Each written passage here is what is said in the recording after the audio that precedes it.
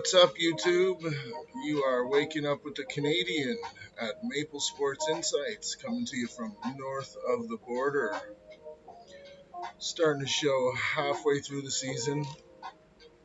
Better late than never. And on the theme of late, the show is late. The pitcher announcements are late. Half the games still don't even have the pitchers, so we're just going to cut to the chase. It's not going to be a lot of super duper analysis. I'm going to throw you out some solid picks and get on to tomorrow's video. Starting with Arizona and the Cubs, we got Ryan Nelson and Justin Steele, which is a very lopsided pitching mismatch if I ever seen one. Chicago's at home, Justin Steele's their ace, and the numbers are they're not pretty. You got the Cubs at plus money with their ace, just Chicago money line. Next game, Philly and Pittsburgh.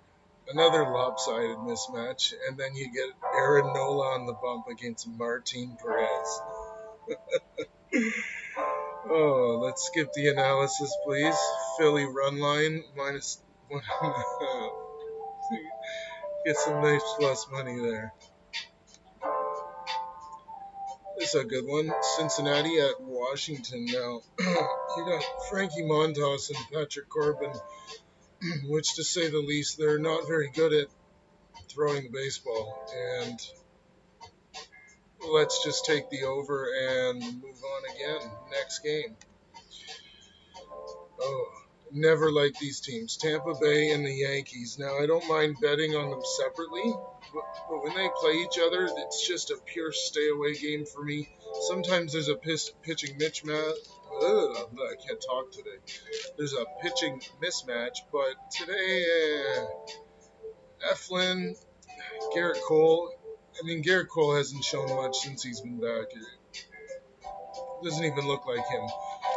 Lean in the Yankees if you got to have something, because they're a better team this year, but I don't like it. Stay away.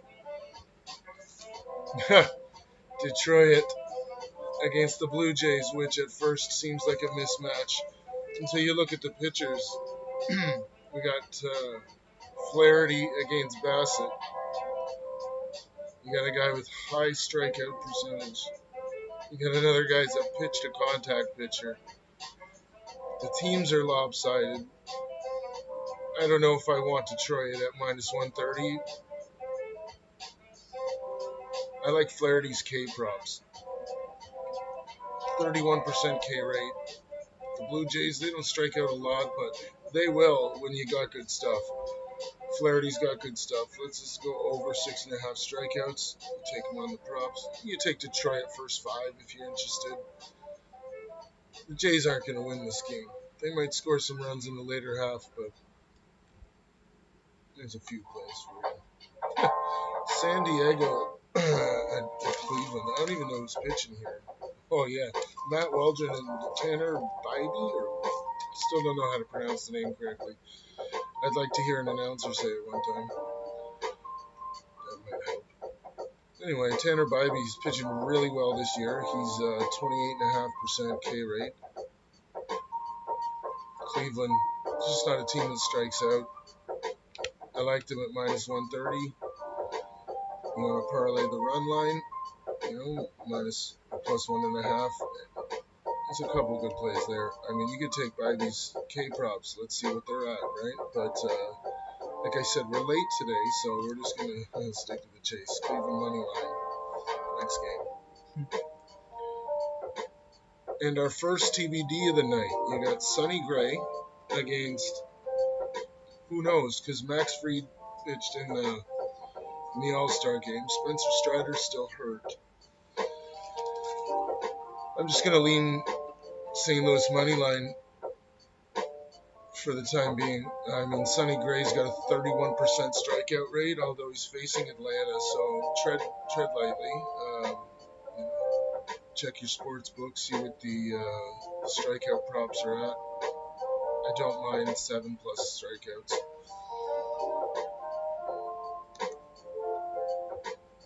Oh, and we got the Mets and Miami.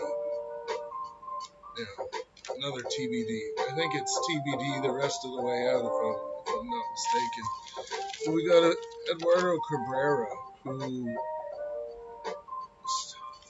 been trending up, and doing much better. His strikeout rate's up to 28.5%. And the Mets, they strike out. They got a lot of guys with 25+% K rate. You line that up with a guy who strikes out a lot now. Eduardo Cabrera, that's the only stat that's good is his strikeout rate. He's got a 47% hit rate, which is not good. He walks guys. He gives the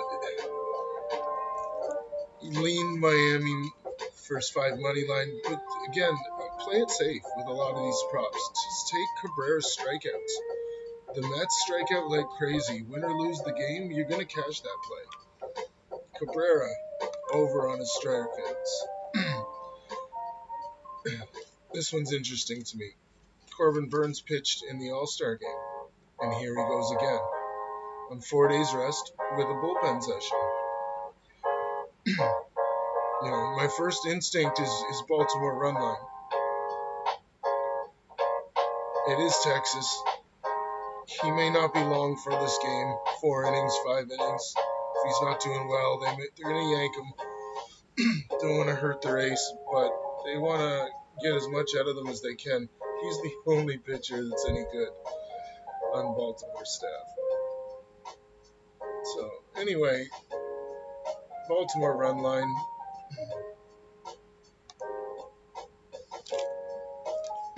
Yeah, this one's...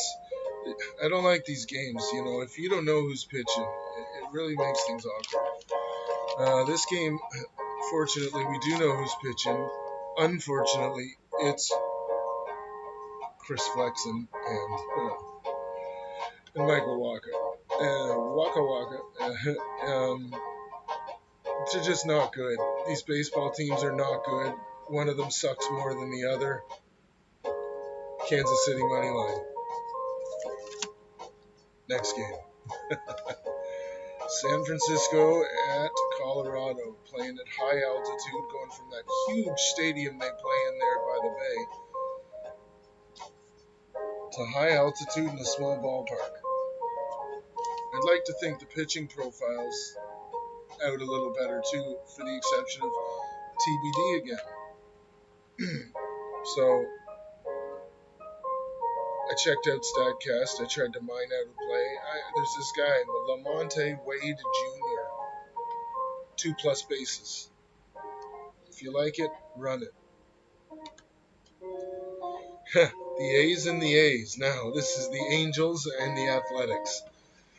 Once again, TBD, and maybe there's a pitcher in. Either way, there's nothing about this game that's appealing. Even the books baselined it. Look, -110, -110. They lean the run side. Like, there is just nothing here to place a bet on. And I'm sorry if you're upset. I just can't give you bad advice. If I wouldn't bet it myself, I'm not going to say it to you either. Pass. Next game. Don't worry, I got to play for this one, though. Dodgers don't know who's pitching yet, which is unfortunate. But Boston's rolling out Nick Pivetta, who's been doing really well as of late. And LEDs, they're just not hitting great. It's not that they're not hitting. They got guys like Freeman, Ohtani, Mookie Betts. It kind of never runs out there in LA. But a safe play to me is just to take Nick Pivetta over strikeouts. I'm pretty sure he's going to hit his mark no matter what. Obviously you lean Boston money line for the value.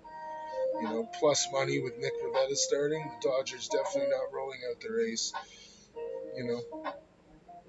My play's Nick Pivetta, 8+ Ks, but, I lean the Boston side too. Just like this next game. We got the last one of the night.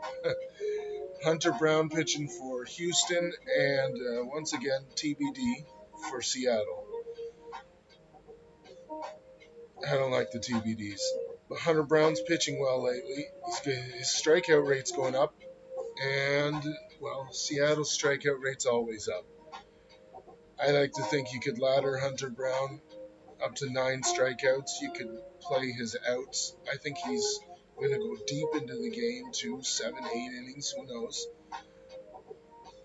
His stuff's playing really well. So, I mean, lean the Houston side because once again, when you got a better pitcher for plus money, it's really hard not to just lock that and run.